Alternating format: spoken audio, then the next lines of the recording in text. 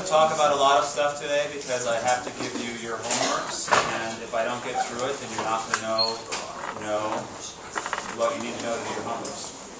So I hope you enjoyed that peer grading assignment. Hand it in there. Everybody's meandering around. And FYI, I sent out this. I'm going to repeat what I said in the email yesterday. Deadline, deadline, deadline, deadline. Okay, it's crunch time, unfortunately, in this class, and unfortunately, I know you guys have 3 or 4 other classes. You're probably also facing crunch time. So this is about damage control at the moment. First thing is you should be reading Schelling. I'm not going to talk. See, there's this thing called rational expectations, which means that you would have already planned when to read Schelling at the optimal moment, given your class schedule, but most of you will be like, oh my god, I had no idea I was going to run out of time. Read Schelling before the final. That's the only advice I have. Number 2, homework 3, which I'm handing out, will be due in a week. It's fairly simple. Okay? It should take you 2 or 3 hours. It would take Faye like an hour or 40 minutes if you wrote neatly, right? So you guys, if you're taking more than a long time, don't. And you can work in teams. I have no problem with that. Hand in your own work, okay? It will be on the final. I'll also hand out Briefing 2. As you guys already know, Briefing 2 is a rewrite of your blog post. I'll go over that at the end of the class. My plan for the final exam is it's going to be very similar to the midterm. So some people are saying, oh my god, I have all these finals and I have to memorize everything.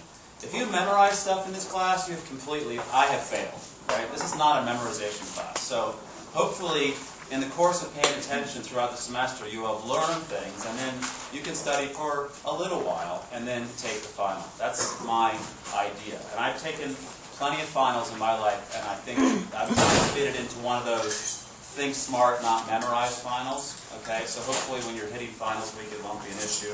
The last class is on December 8th. The final is 1 week later on December 15th.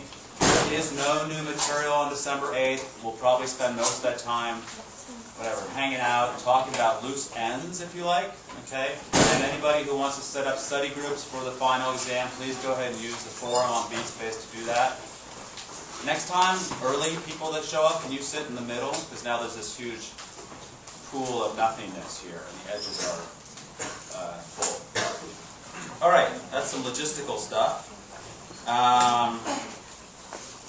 There are no sections next week because it's Thanksgiving week, and everybody, hopefully, in terms of doing you'll be handing in the homework, and hopefully you'll be able to do your briefing before Thanksgiving. But some of you may not. I don't know. Sorry about that. I know Thanksgiving homeworks suck, but I had no choice. Are there any open questions on stuff? Which section this week? Section this week, yes. Class Thursday? Class Thursday, yes. I've already said what I think about striking. I'm here to help you guys. If I go on strike, I don't help you guys. Any other questions? No? Okay, good. So let's go back to where we were on Tuesday, a week ago, before Teese came in and told us about dice. Let's see here. Let's see here. So let's just revisit this sequential game.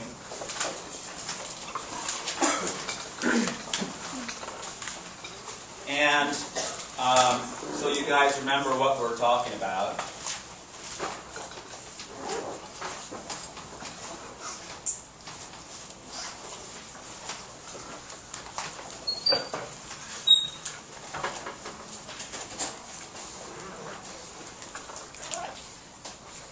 This is just your basic sequential game, and player 1 is going to move up or down, and player 2 is going to move up or down,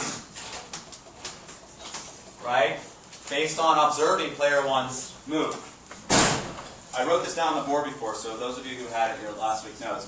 So the way to solve this game is to do what's called backwards induction. You basically look and see what player 2 would do, given that player 1 has done either up or down, and then player 1 will say, oh, if player 2 is going to do that, then I should do this. So here's how it works. The payoff in the first one here is for player 1, and the payoff here is for player 2. This is very standard terminology that you will run into again. And let me make an overview comment about this type of game theory.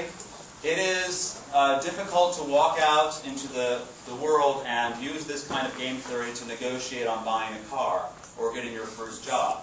But it does get you aware of the idea of responding to other people's actions and thinking ahead as in, if I do this, what will they do? If any of you have played chess or poker or any of those games, you'll be doing that kind of stuff. So this game theory can be useful, but you can't just take this out and stamp it down and make the world a better place. You have to kind of apply the rules in general, the concepts.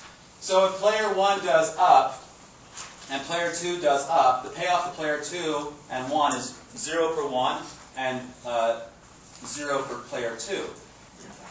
And over here, it's 2 and 1. So what would player 2 do given if the player 1 does up? Down, right? And what would player 2 do if player 1 does down? Up. Okay, so then what player 1 says, aha, I understand that. And then you can actually just take the payoffs for player 1 and then transport them over here. Okay, given that essentially very simple logic. And then what would player 1 want to do? Up. Okay? So the equilibrium in this game is going to be up and down, right? Which corresponds to the move of 1 and 2. Okay? That's what I was talking about last week. Everybody got that? Okay. Now, let's do something, let's make it complicated. Let's just say that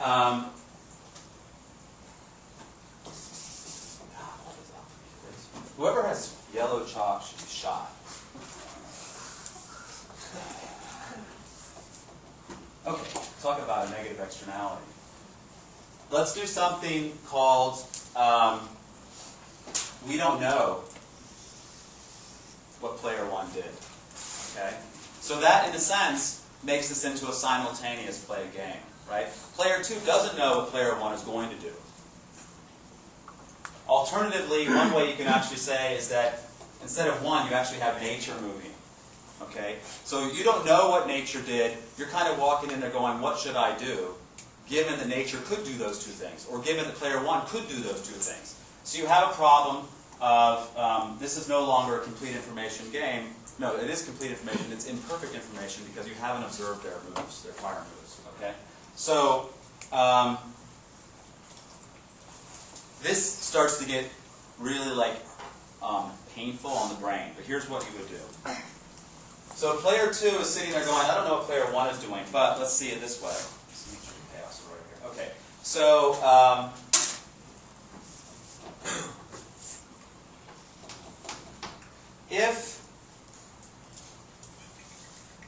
if I go down, I'm player 2. If I go down, I'm either going to get 1 or 1. I don't know what player 1 did. Does that make sense? I'm either going to get 1 or 1. So I know the payoff from down is equal to 1. Okay, that's simple.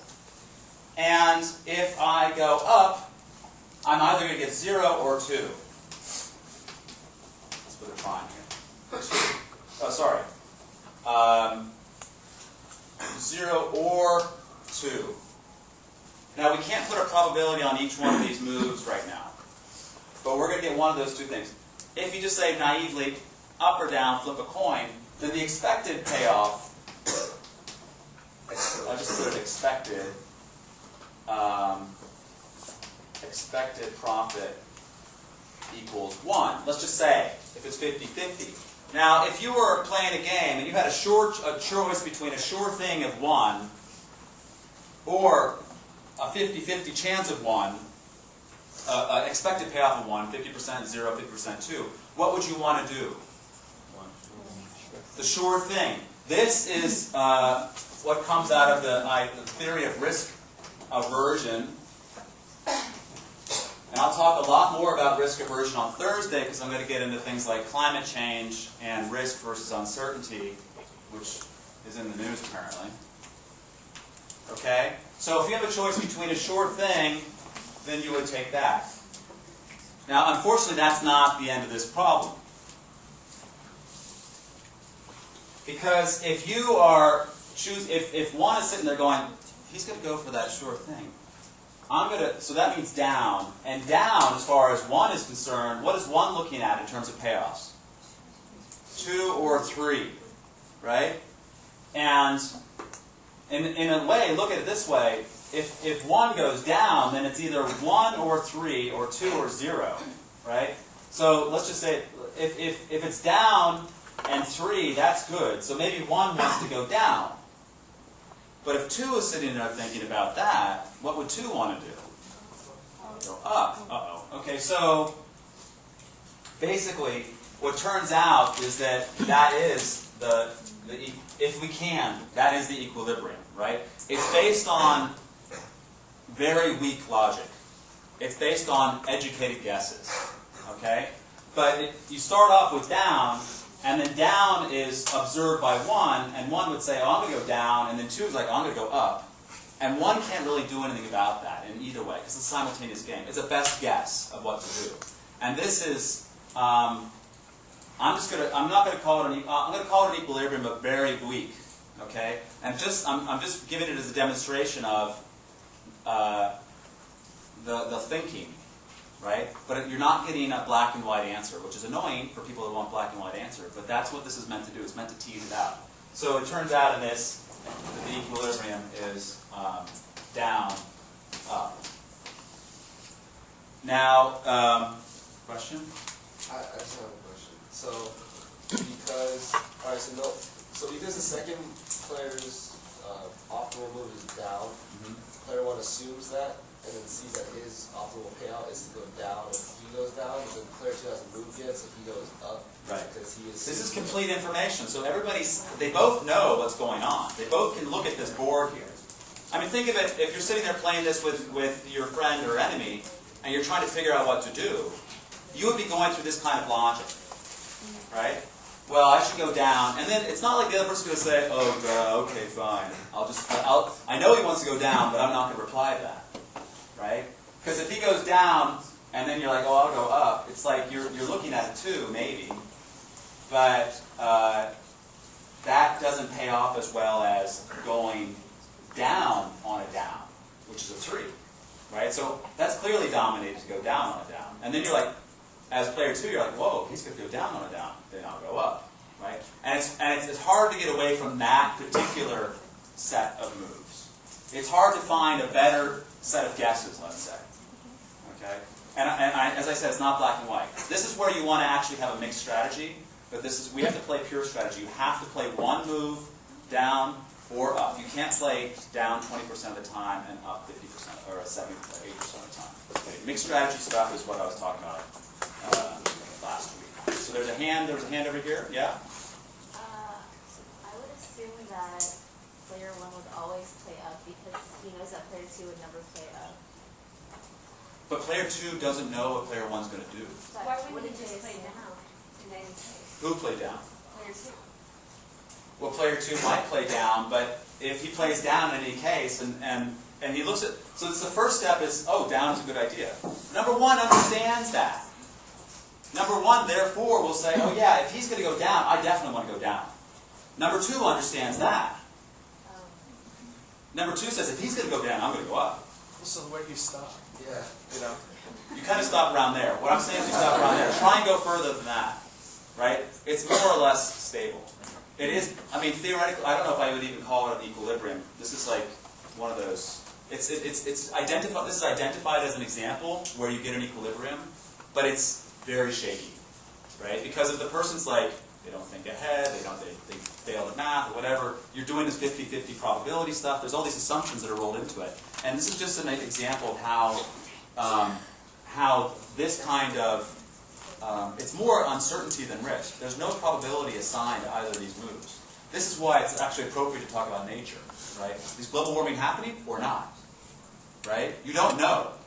It's not a 40% chance. So if you don't know, then you're like making a best guess, right? And that's what drives people crazy. They want certainty, right? But this is meant to describe a situation, but you can't get certainty the way it's been set up. There's a hand in the back.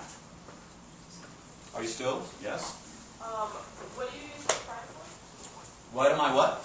When you do this, which one you assign the prime to the second move? The prime is to the second mover just because it's a label. It could be, this could be U1 and this could be U2. On your homework I say U2 for player 2. Doesn't mean anything except that that's their move.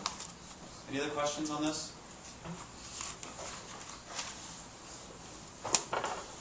Okay, now let's look at that again, but let's assign some probabilities to it.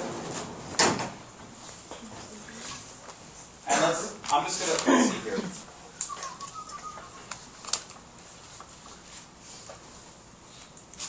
Oh yeah, okay.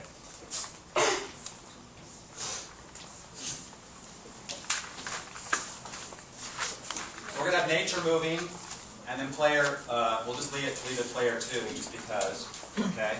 And let's say the nature has a 50-50 chance. Now we're talking about risk, okay? It's not uncertainty.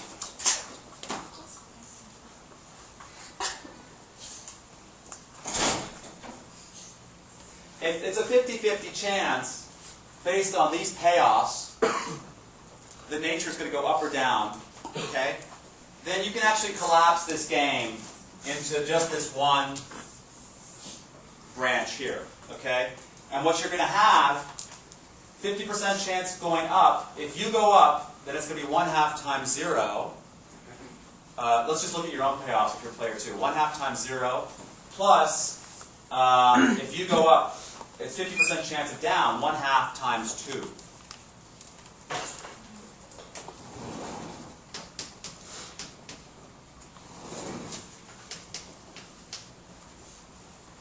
Right? So nature's going to move. If you're moving up, then you're either facing a 50% chance that nature went up or a 50% chance that nature went down. Does that make sense? Okay. It's still part of that. You don't know which way nature went. But your expected payoff for your up move is going to be 1/2 times 0 plus 1/2 times 2, just 1. Okay? Your expected payoff for a down is going to be 1/2 times 1 plus 1/2 times 1. 1. But this one is equal to 1/2 times 1 plus 1/2 times 1, and this is equal to 1/2 times 0 plus 1/2 times 2. You are a risk-averse player. Which one will you choose, up or down? Down, right? It's a sure thing in terms of expectations. That's given that we have that prior probability of 1/2 of up or down.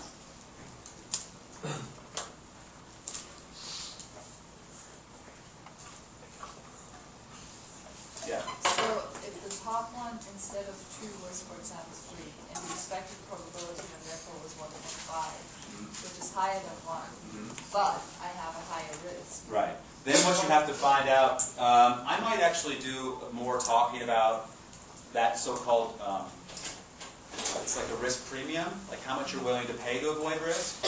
So here's the when you talk about risk, you've got people are either risk averse, neutral, or seeking. The guys from, what's that show, Butthole? What was that one? Jackass? These are risk-seeking guys, right? Let's go jump off a roof with a paper bag as a parachute. Those guys are risk-seeking. Their life expectancy is small, right? That's what the Darwin Awards are all about. Risk-neutral says that you will look at a probabilistic payoff as if it was certain, right? If you were risk-neutral, you would look at this payoff, 1 versus 1, and say, I don't care. I am indifferent between those two. You are risk neutral. You do not care about the probability of not getting a payoff. If you are risk averse, then you're going to have, you'll be more wary of a probabilistic one compared to a sure thing one. Okay. The question is, well, what if it was 1.5? Expected payoff of 1.5 against 1. Well, then maybe you would go for it, right? It depends on how risk-averse you are, right? And that can be, in theory, it is quantifiable, right? Essentially the way that insurance products work. But I might get into that later, okay? Question? If the probabilities weren't 1/2 and 1/2, would you have to do each tree? Absolutely. You, Okay. no, you don't have to do these trees. You just find the expected payoff. That's what I was going to do over here. Okay. So let's do that. Let's do that given that it's going to be, nature is going to move with probability 1/4, 3/4, right? So the up branch is 3/4 probability. Okay, so your payoff, your payoff for number 2, you don't know what nature did, but your payoff going up is going to be 3/4. If you go up, which is, you're going to get a payoff of 0 times 3/4 plus 1/4 times this payoff, which is 1/2, which is 2. Okay? It's a 1/2 expected payoff. And if you go down, you're going to get a payoff of 3/4.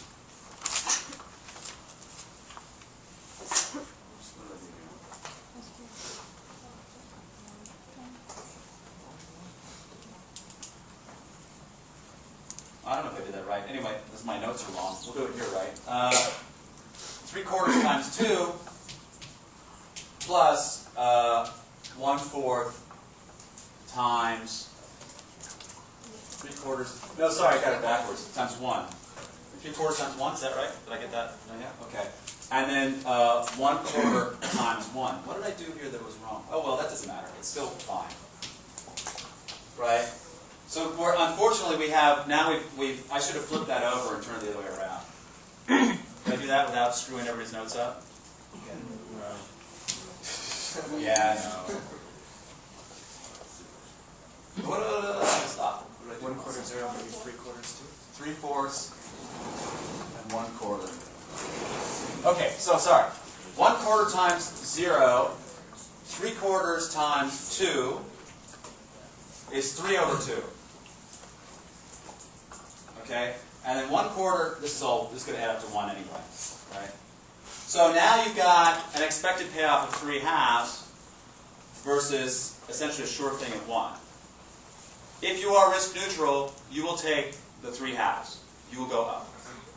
Okay? If you're mildly risk averse, you'll still take the up. If you're very risk averse, you might still go for the sure thing. Yeah. So is the issue, for example, with global warming then that you have all the population and some are risk averse and some are neutral and some are so some people would say, no, let's do everything possible to avoid global warming even though the payoffs may be lower? The thing about global warming is it's not necessarily about risk aversion. I think the general population is more about risk aversion. The question is, what are the payoffs? So there's fear, uncertainty, and doubt involved in what's going to happen, and when is it going to happen. So if we're all going to die tomorrow because of global warming, that means we should do something today. But if it's maybe going to happen in 20 years, and maybe going to happen in 50 years, and really kind of maybe in 100 years, then the future is so far away that it's not necessarily going to affect us now for paying now. So there's distance, which is about discount rates, and there's uncertainty or risk. There's probability problems. It's actually more uncertainty than risk, because we really don't know. If the ocean tips over in terms of the way that it's the equilibrium and everything dies in the ocean, that would be like tragic fall off a cliff problem, right? So that's kind of on the one hand, that's like the science debate, but the other one is like, do we care about the future or the unborn? Apparently, the Republicans care about some unborn, but not other unborn. So is another matter than the premium that would have to be paid to? Absolutely, it's a cost-benefit question. So if that person, for example, for the 1.5, only pays 0.25 to avert the risk, then, for example, it would still be worthwhile to avert the risk. But if it's more than that, then it's right. So this is a good question. If you had to pay, if you're looking at this gamble here and you're risk averse, and you could pay 1/4 to get certainty, to know what nature was doing, what would you do? Would you pay a quarter? Yeah. And then you would do what?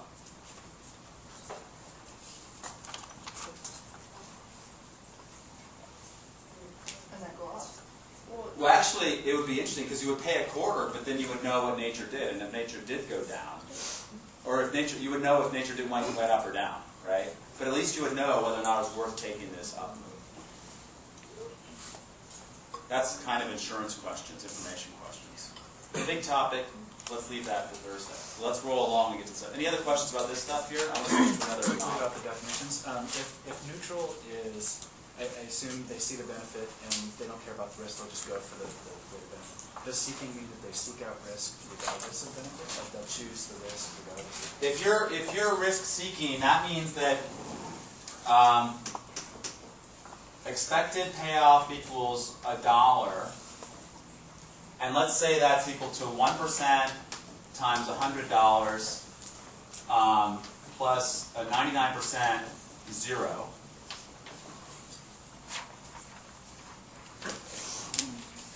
Then you would prefer this to $1. That's like crazy risk seeking, right? And even if you did it, even if you did 99% chance of $1, 1, or whatever it would work out to, and a 1% chance of 0, whatever would average out to 1, you would still be risk seeking, right? So if you rather have a gamble than a sure thing, based on the same expected payout, then you're risk seeking. How much is a different question. Okay. Any other questions about this? I'm going to go to a different kind of game theory now, which is a Cournot competition. The French are very important today. Monsieur Cournot, Bertrand. Okay.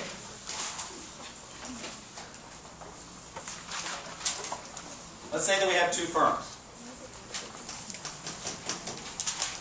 Firm 1 and firm 2. They're in a market. They have marginal costs that are fixed. And we're trying to find their actions in competition with each other. Okay? So, let's say that the market demand is such that price is equal to Q, this is the inverse demand, Q minus 10. Okay? And firm 1 has a marginal cost of 2. And firm 2 has a marginal cost of 1, just to be nice and confusing. Now the profit function for firm 1 is going to be price times quantity minus cost. Okay, so it's going to be this thing. I want to have, what am I doing here? This is wrong. 10 minus Q. That's one of those demand slopes down things. Okay, so price, as far as this firm is concerned, is going to be 10 minus Q1 minus Q2 times Q1, which is the quantity. So this is going to be price times quantity. This is total revenue. Minus total cost. What's that going to be?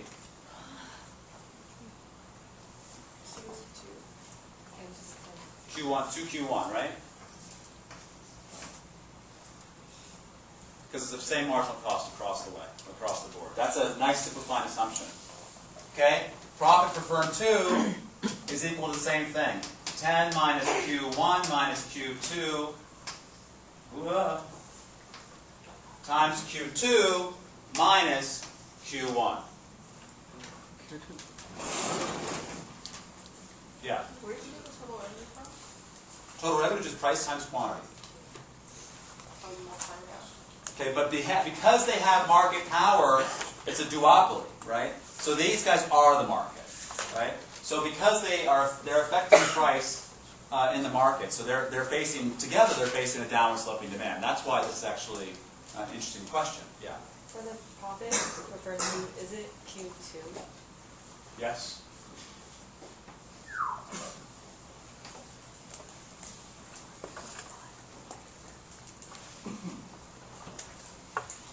And take good notice because my 9s and my Qs sometimes look the same. Okay, now intuitively, which firm should be producing more in this example? 2, because why? Lower marginal cost, right? Okay. So let's work out what they actually do produce, and what we're going to do is we're going to find what are called reaction functions. Okay. Given that you're going to produce, I'm firm 2. Given that firm 1 is going to produce X, Y, and Z, what should I do? And firm 1 is like, given that firm 2 is going to produce X, Y, and Z, what should I do? How should I respond? What's my reaction, right? That's why they're called reaction functions. Okay, so let's write out this profit function for firm 1, and just so we can do the algebra easier, it's 10, or distribute that Q1, minus Q1 squared, minus Q1 Q2, minus 2Q1, and that's equal to 8Q1 minus Q1 squared minus Q1 Q2. This is just step-by-step mathematics so that you see how the algebra works. Is that a 7? Probably not. 2.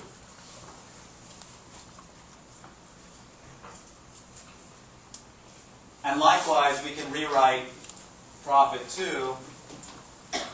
I'm just going to simplify it. Hopefully, I'm going to simplify this. There's only 1 here, so this will be 9Q2 minus Q2 squared minus Q1 Q2.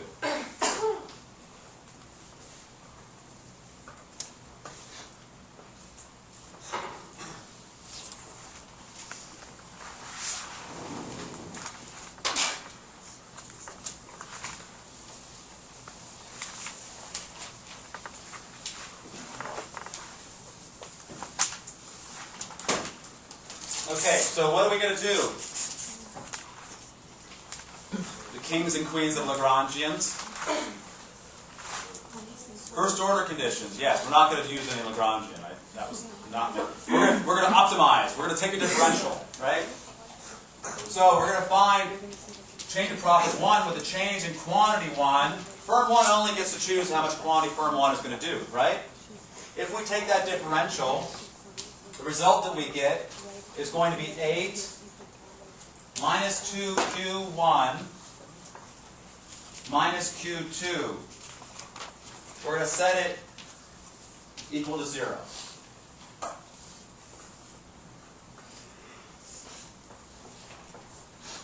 Likewise,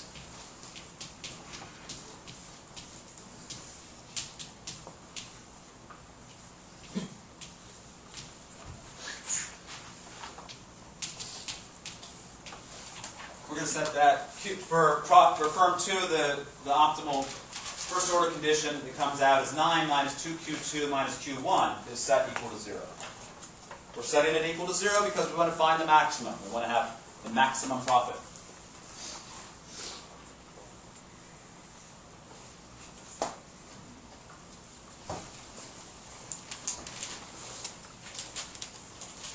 Now we can simplify this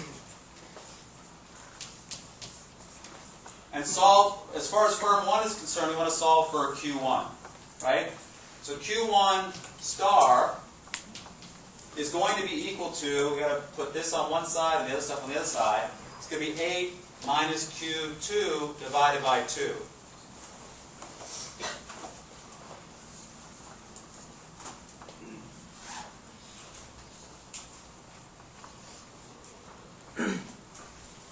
And Q2 star is going to equal 9 minus Q1 divided by 2.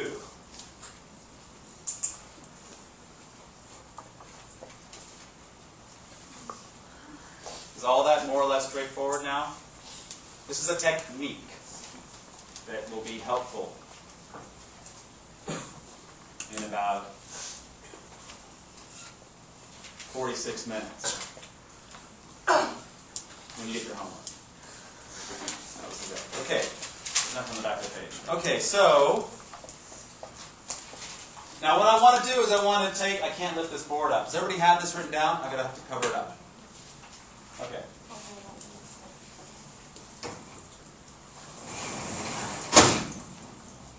It's going to be kind of ugly because I would like to see that.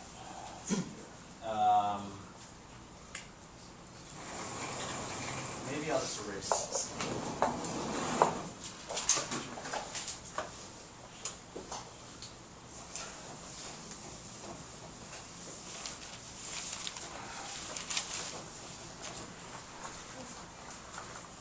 What I want to write, draw here are the reaction functions on a graph so you can see where the equilibrium is going to be. There they are. Q1 as a quantity, here's Q1, right, is going to depend on Q2 plus some constants, right? If Q2 is 0, what is Q1 going to be? Q2 is 0, Q1 is 4. Awesome. All right, and if Q2 is, when does Q1 equal 0? Q2 is equal to 8. It's a straight line. Okay, that's the reaction function for Q1 on a graph.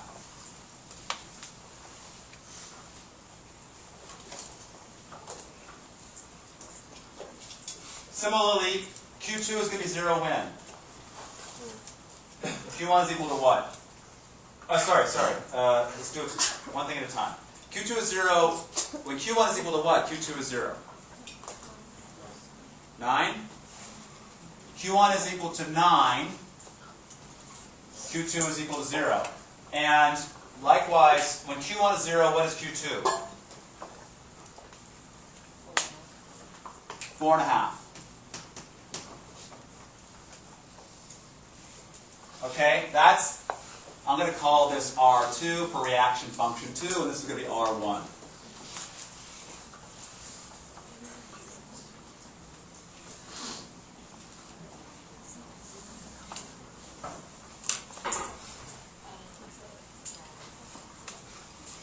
Okay, using your powers of deduction, where on that graph is the important place? Where they cross. Right? And what's the number going to be there? How convenient. Look, we've got 2 equations and 2 unknowns.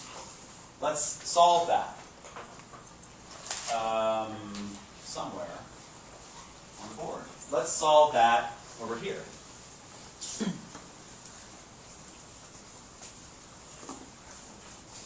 Just plug it in, okay? So I've got Q1 is equal to 8 over 2, I'm just going to write that out, minus Q2, I'm going to plug it in, 9 over 2 minus Q1 over 2 times 1/2, right? So I'm just going to make times 1/2, okay? I'm just rewriting this, I'm plugging Q2 star into Q1 star, okay? And I simplify that, 4 minus 9 over 4 minus Q1 over 4.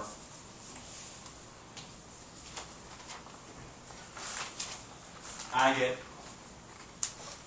minus and minus, plus. Then I'm going to move this over here. So I'm going to get, this will be a minus, so I get 3/4 Q1 is equal to 16 over 4 minus 9. 16 minus 9 over 4 is equal to 7 over 4. 3/4 Q1 is equal to 7 over 4. I do 4 over 3. And then I get 7 over 3 equals Q1 star. 7. Everybody see that? Step by step. I'm just trying to do the math. There's no theory. All right, so if Q1 star is going to be 7/3, what's Q2 star going to be?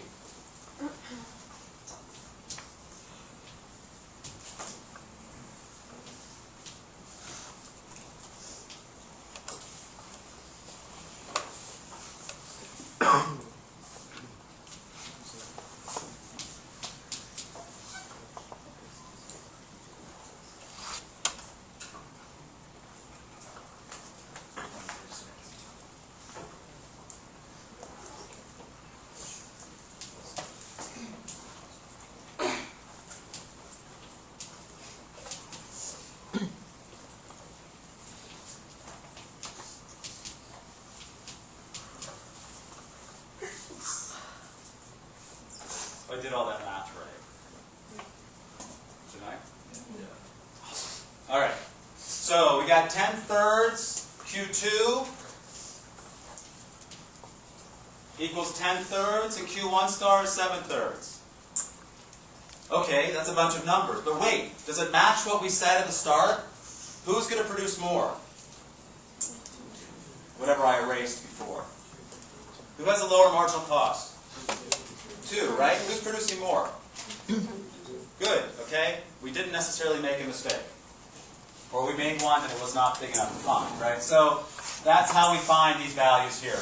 Q2 is 10/3 and Q1 is 7/3. Okay? That is a Cournot equilibrium, a Cournot duopoly equilibrium, whatever you want to call it. Okay? Both of the firms are looking at each other. They know each other's profit functions, and they're simultaneously deciding how much to produce, given the other one is deciding how much to produce. And they get into an equilibrium, which means there's no point of deviating from there.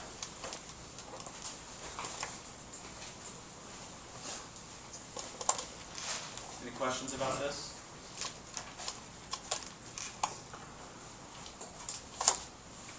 Okay. I'm going to alter this example.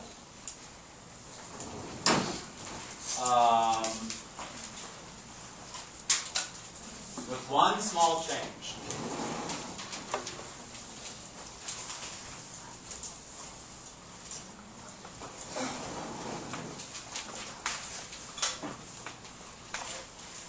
Now what we're going to do is player 1 gets to move first.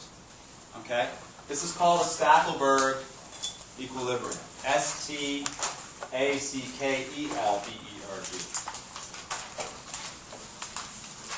E-L or L-E?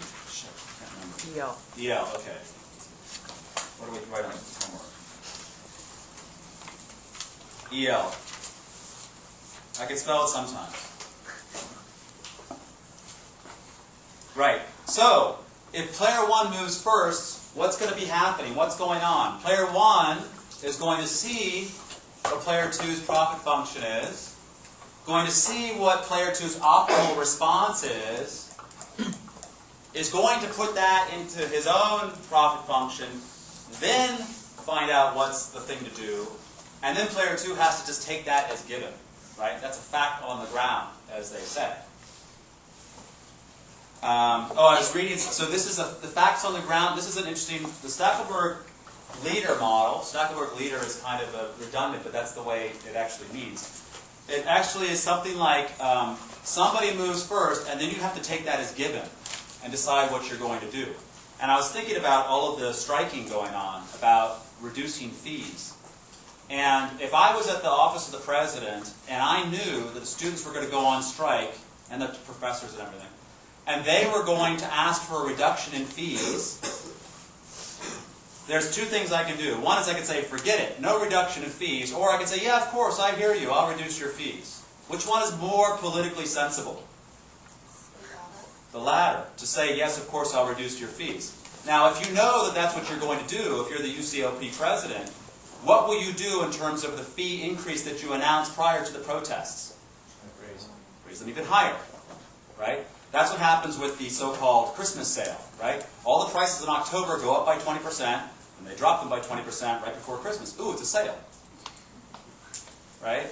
So if I was at the UC, I'd be like, well, really, to cover the budget, we need to raise prices by 10%, whatever. The students are going to protest, because they always do. So what are we going to do? Let's raise it by 20%. We'll give them back half the raise, and everybody will be happy. That's not complicated, right? And that's what I'm going to predict that's what will happen, right? And maybe it won't happen. Maybe there's going to be assholes and say no, right? But if they want to be popular, they'll do that. And either way, you don't make any gain if you're the student leaders. Or they don't know game theory and they screw up. Which is, But then in that case, if the students knew that. they knew that also. But if they knew that also and didn't protest, then the UC students wouldn't have any incentive of dropping it again by 10%. Then they'd get bonus. They'd have like extra holidays and Bermuda. Oh, sorry, staff retreats, right? Congressional, I heard about it from a friend. They're called, anybody know a congressman? They're called CODELs, congressional delegations. And they go in and they investigate our situation overseas. And somehow they never end up in North Korea or Mongolia in winter. They end up in Cyprus or in Egypt where the diving is pretty good. Or let's go do an investigation in Australia. Let's find out what's going on down under, you know? So these CODELs, these congressional delegations, are all going out there and helping, serving us on the Barbie, so to speak, right? So this is another problem of strategic behavior. The other one is that in the big health debate, which some of you might have heard of going on in the news, the drug companies are being told they're charging too much and that the government's going to screw down prices. And what are the drug companies doing? Raising prices. Right now, right? Prices are going up by 9%, whatever, triple inflation right now. In anticipation of a clawback from the government. So this is actually quite a useful little model. So let's get back to what's leader one going to do. Let's keep those things there. We're going to need those.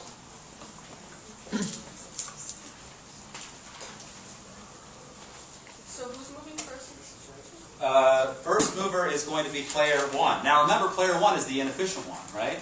But for some reason, player one gets up earlier in the morning and goes out in the market and puts Q1 on sale. So player one knows that this is Q2, right? So player one's profit, we're going to rewrite here, 10 minus Q1. This is why I started doing these square brackets. Minus this here, 9 minus Q1 over 2, Q1 minus 2Q1.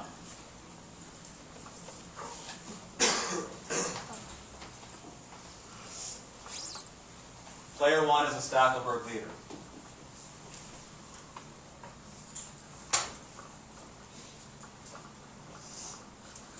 Let's simplify this mess. 10Q1 minus Q1 squared minus 9 over 2Q1 plus Q1 squared over 2 minus 2Q1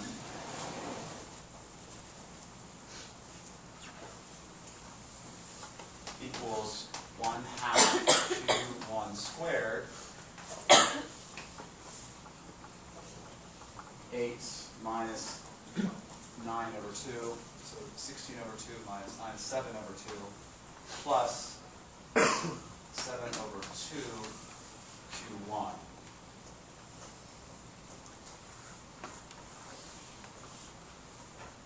Oops, what did I do wrong? Hold on. This is a minus here.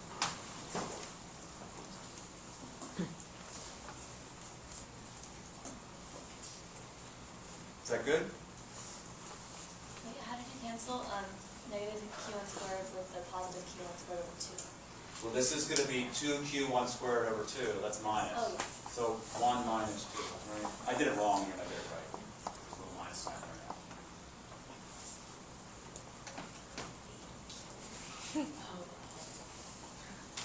That was just me. So you're saying that player one is going to produce based on what he knows player two is going to produce? Player 1 knows players 2. So in the first example, player 1 and player 2 are looking at each other. They understand everything, complete information. Right? And they simultaneously just move. In this one, player 1 gets out of bed earlier and says, I know what player 2 is going to do. I'm going to move first. And then player 2 is going to have to take that as given. Right?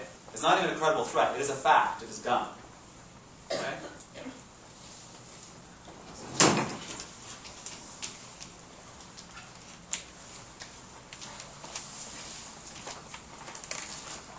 That's our profit function. We'll take a derivative. Minus Q1, because those two cancel out, plus 7 over 2 equals 0. Set that equal to 0. So Q1 star equals 7 over 2. Yeah.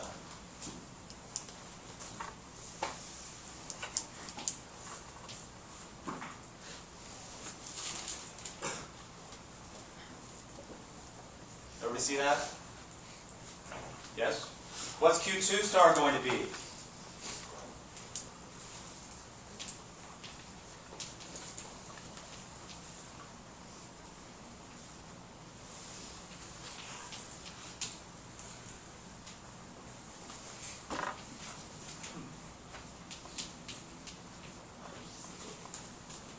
Over 4.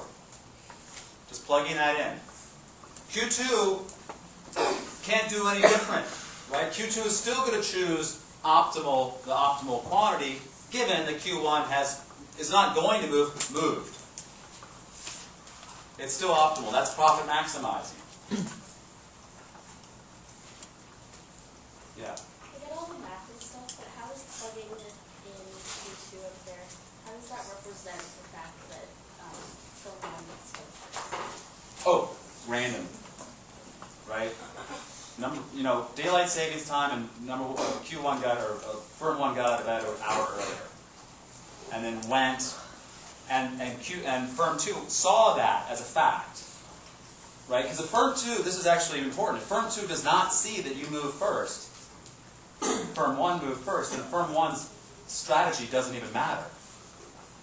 No, but I mean, like, how does that math represent how? Because the math represents these are their optimal responses given each other's move in those period, right? The question then is, if 1 puts in 2's response function, right, and then makes the move, this is no longer an unknown. There's none of this up and down line stuff going on, right? What's going on is that Q1 is moving at 7 over 2, which was 7 over 3, 7 over 2 is more, right? This is Q1's move. This is R1. But this is a fact. Here, forget this R1 stuff. So this is what's going to happen. And given that firm 1 is producing 7 over 2, firm 2 is going to produce that. Okay? So the other example is we're going back and forth, and you can actually see it, and you can sit there and say, well, let's just kind of move along these lines here, or move along these lines here, or whatever, until we get to some point of equilibrium. We're doing it simultaneously. But if you just say, I've done 7 over 2, do what you want, firm 2, then firm 2 will be like, I guess I'm going to produce 11 over 4. Yes? So is a Stackelberg feeder situation better for the consumer in general? Because We'll get to that in a second. okay. Yeah. Okay, you want to roll that off and on?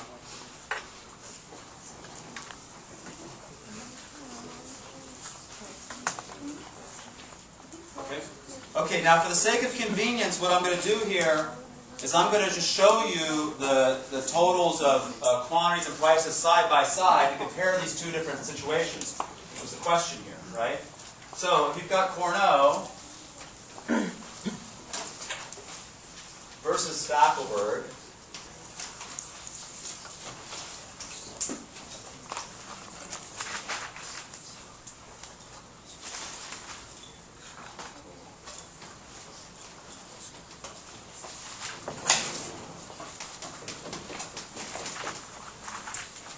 the price under Cournot is 4 1/3. This is just this example, all right? But what we'll find is the signs of these magnitudes are actually they're constant. So the price on Cournot is greater than the price on Stackelberg.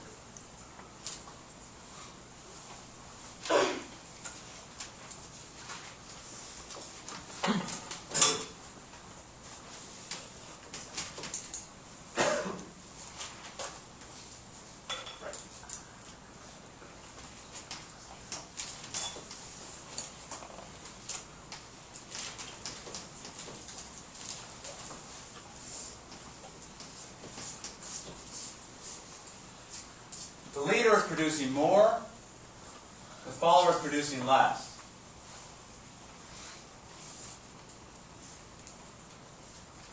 And even if you did, remember firm 2 was more efficient, if you made firm 2 the leader, those signs, the signs would hold. Okay? The magnitudes might be a little bit different. But what's that F? Is that a Stackelberg follower. San Francisco. Is that a question? Is that what I have? No. And then profits.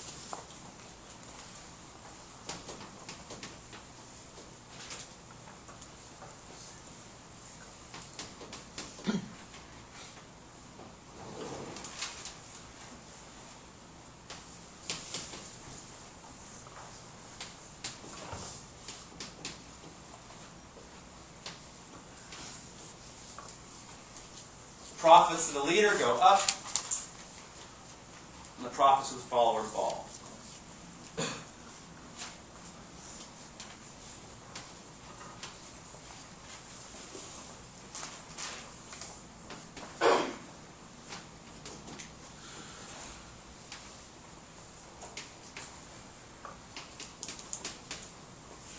Now, interestingly, total profit falls onto the Stackelberg example, but the leader makes more money. If you're given the opportunity, you're sitting in a Cournot situation, and you're given the opportunity to be a leader, what are you going to do? Are you going to take that or leave it? Huh? You're going to take it, right? If you get to be the leader, you're going to make more money. Even though overall profits will fall. But wait a second. If you're the government, should you create a Stackelberg leader situation? Who thinks the government should allow, not allow, but facilitate? Is that my word? Facilitate Stackelberg leaders. Yes, they should. One hand. No, they shouldn't. I'll go with this. Okay, yes, they should. Okay, a very small minority. Okay, consumer surplus kids. Which one should they do if you're the government? Consumer surplus is bigger. Its price is lower.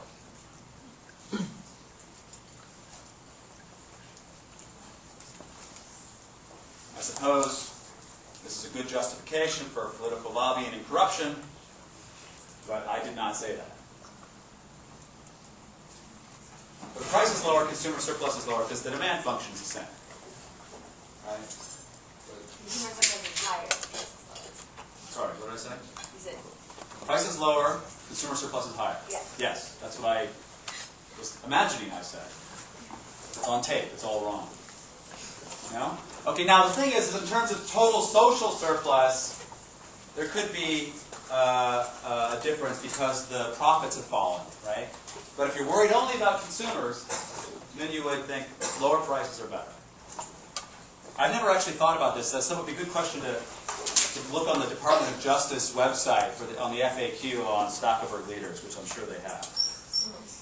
You know, NASA has an FAQ on the end of the Earth now, on 2012. Everybody thinks that like, oh my God, the Mayans were right, and then NASA's like, no, they're not. So it's under Stackelberg, it's not just low price, it's also more produced overall. No, there's, I believe, well, there is more produced. What's Q? Total quantity is 6 1/4 versus, well, no, total quantity is higher, right? Because this is just 10 minus the price. Total quantity is higher, price is lower. Okay, so Stackelberg not only is a cheaper price for the consumer, also more people will get it. Yeah, they come together. They come as a team, right? The problem is that you have in this particular example, the low efficiency firm is producing more. From a social surplus perspective, because of the higher costs, this is not necessarily a good thing, right? So the profit is lower. But if the low-cost firm is actually given Stackelberg leadership, that would be kind of a gain-gain. So if the wrong firm with the high marginal cost lobbies, it may still end up being bad for the overall. You answered my own question. That what will happen. Stackelberg leaders are a good idea. Congress says yes. So the inefficient firm goes and gets that position. The consumers benefit, but society as a whole is worse off. Because we're using like baby hearts instead of rice for manufacturing process. Bring the babies. Any other questions? Just gotta help them with those arguments. It's like, you don't get it. Oh, now I get it. Baby hearts. Any other questions on Stackelberg? Okay. Now, so this is stuff. So what kind of problems could we have with this model in terms of the assumptions? I'll just point this out. No, this is Bertrand. Hold on. That's the end of Stackelberg. Okay, so I'm going to go on this to Bertrand.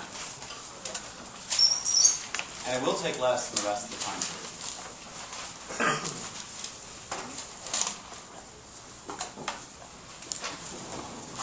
I think I can just say this, so let's see here. Okay, Bertrand competition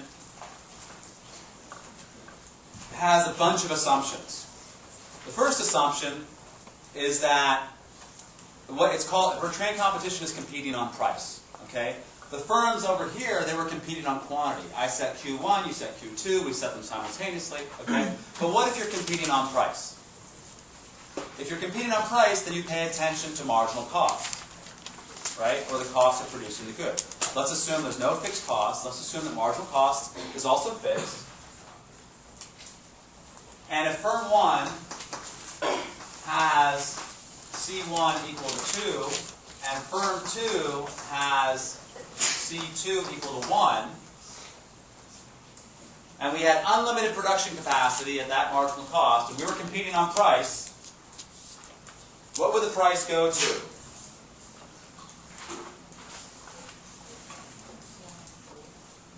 If your firm, so there's a suggestion from the floor of 1. Who thinks it's going to go to 1? There's 2 hands. There's some brave souls. Who thinks it's going to go to 4? Give me another suggestion. I need another suggestion. 2. Who thinks the price is going to go to 2? Who has no idea? We're learning. Okay. It's a duopoly. There's only 2 firms. Now, let's look at 1. If the price goes to 1, can firm 1 produce anything? Right? They can't, because they'll lose money, right? But wait a second. If you're firm 2, would you lower your price to 1? Where would you lower it to? $1.99, like a gas station, and 9/10. Right?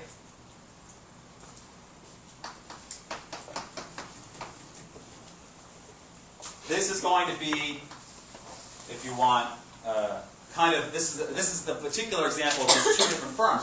But even worse, the typical assumption for Bertrand competition, this is where academics really get out of control, is they say not only that marginal cost is fixed, but let's have 2 firms with the same marginal cost.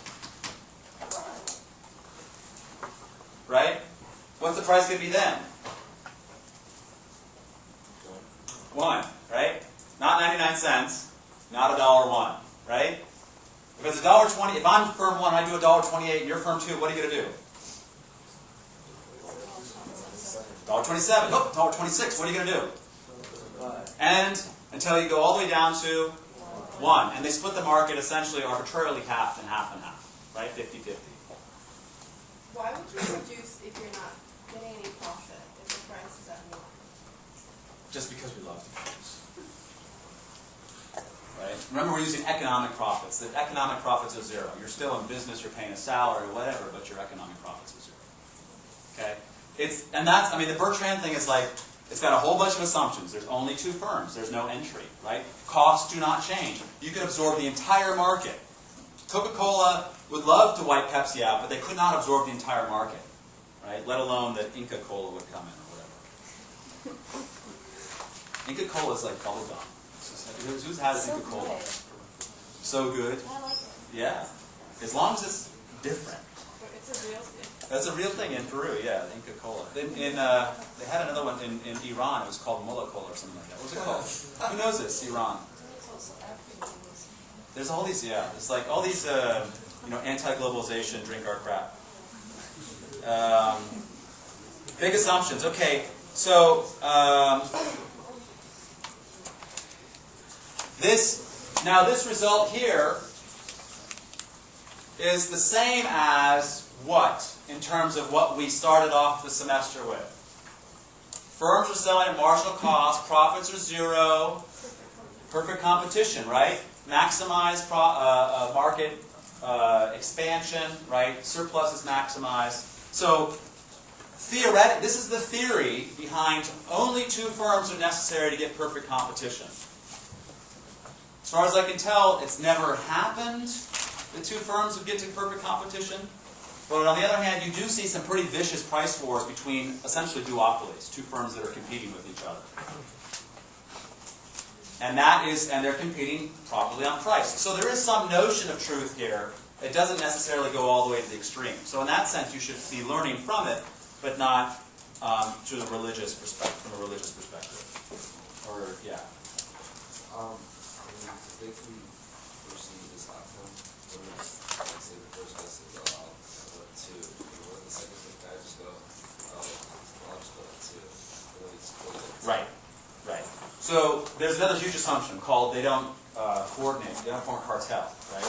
Assumption. They fall apart immediately based on reality, right? So as soon as you get into a Bertrand situation with your opponent, the first thing you do is schedule a business lunch. Or actually, there's who's ever had those little mini carrots? Who thinks they're born mini carrots? Baby carrots, right? You know they're actually put on lathes and shredded down in the South Valley.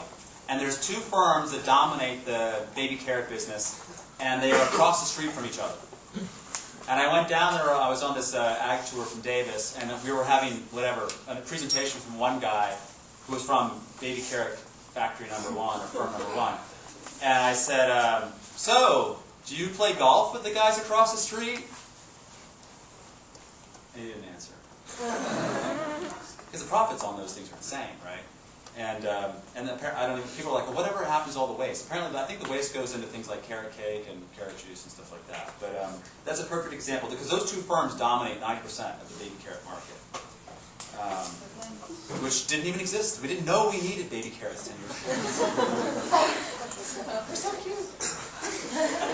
But wouldn't that the theory be that it's an open market, so somebody knows that... No entry. Entry's not allowed. 2 firms, don't talk to each other.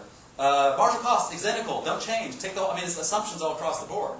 But in this particular case, where it's reality, you have... The baby carrot market, the baby carrot market. Why is the 3rd firm opening up and not being part of that deal, lowering it just a cent? I think that on the one hand, the 3rd firm will try and come in, and if the baby carrot firms see that coming, what are they going to do? They're going to try and sign long-term supply contracts. They're going to create brand identity. Like, what's it called? Bunny Love. That's the brand, isn't it? Bunny Love or something like that?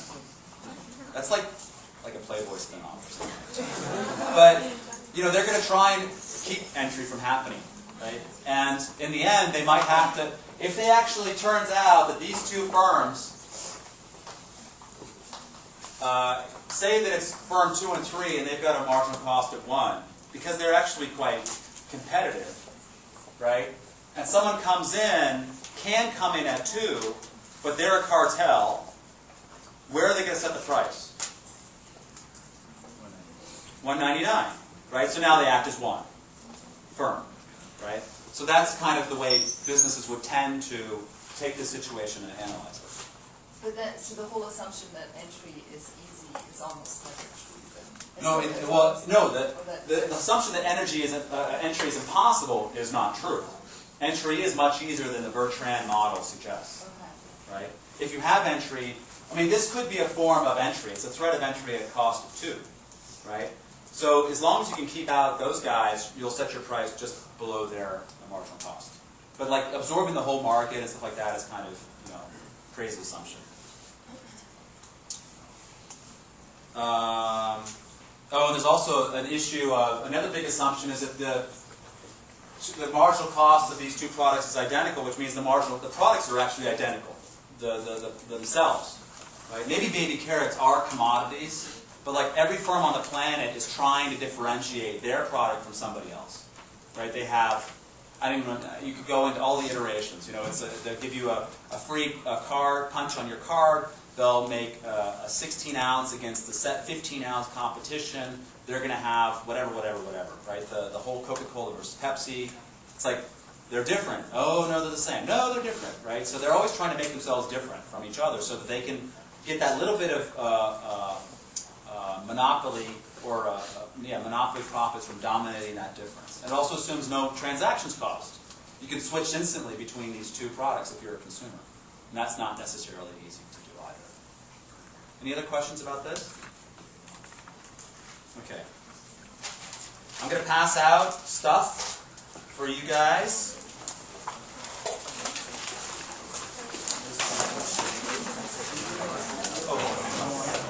Okay.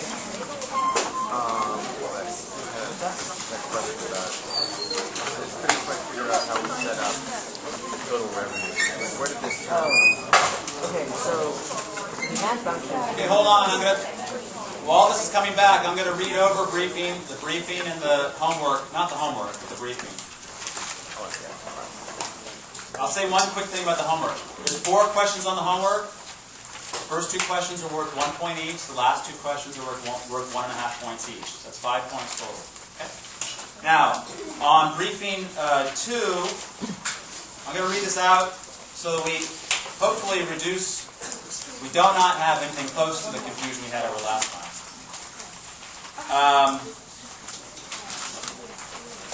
I'll just read it. As a Robert Frank fan, you want to be in his next book, Amazing Things I Learned from Students, a collection of articles that clearly explain the economic forces affecting topics of student interest. You have already chosen a topic, which is your blog post. Now you can rewrite it, and I want you to rewrite your blog post. Do not choose a new topic. Okay? If you are one of the few that did not have a blog post, then you can come up with a new topic. So I want you to rewrite your blog post too. Improve the prose. Style and structure, grammar and spelling. That means because your peer graders will be looking at the quality of your writing.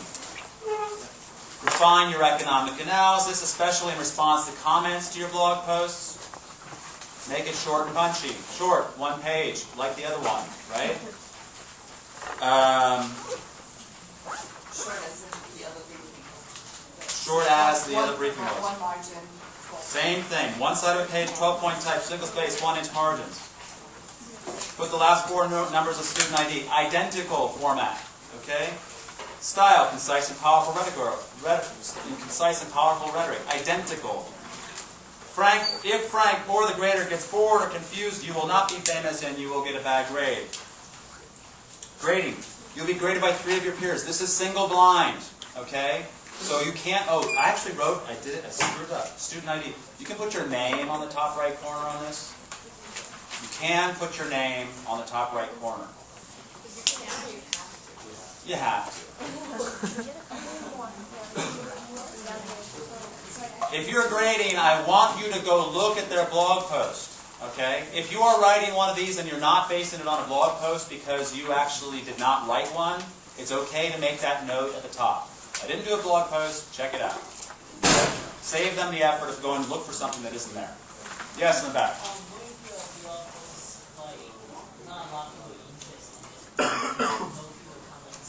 If nobody commented on your blog post, either it was amazing or it wasn't interesting enough. Or it was a Saturday afternoon and everybody's at the baseball game. Okay? The lack of commentary does not mean that your blog post was perfect and you should cut and paste it. But you will be the judge, and even worse, your peers will be the judge. Okay? So this will be, we'll call this enforced commentary. My post is long. Can I choose just one section? And then Whatever you want, it's got to fit on a page. That's important. If your blog post is long, it's got to fit on a page. Right? Also, this new note, put references, if any, on the back of your page.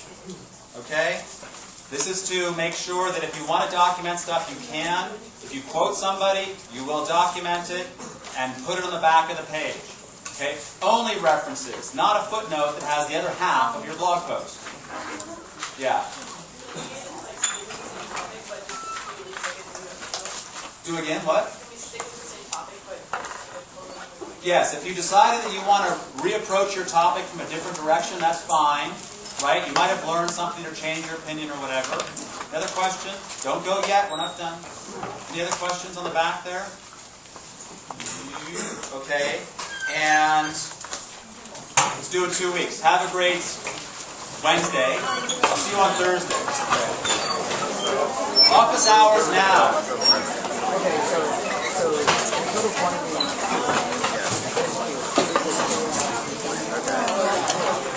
So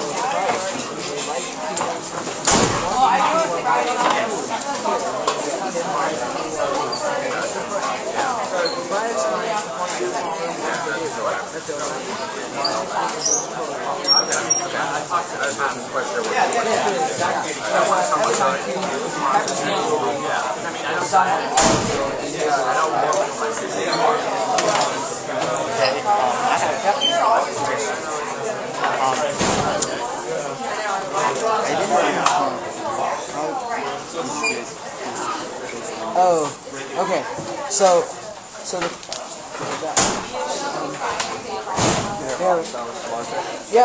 I'll be starting tomorrow. Yeah, after. So, okay, so this is for second player, right? So for second player, because you cannot observe whether nature chooses this one or this one.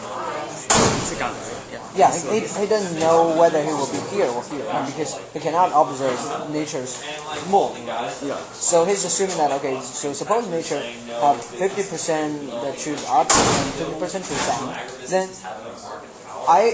then player 2 is thinking, what's the expected payoff that if I choose up or down? Because I can only take 2 moves, right? One is up, one is down, the other is down, right? So what do you given that nature is gonna take 50% up and 50% down, this nature, yeah. Given nature is gonna take 50% up, 50%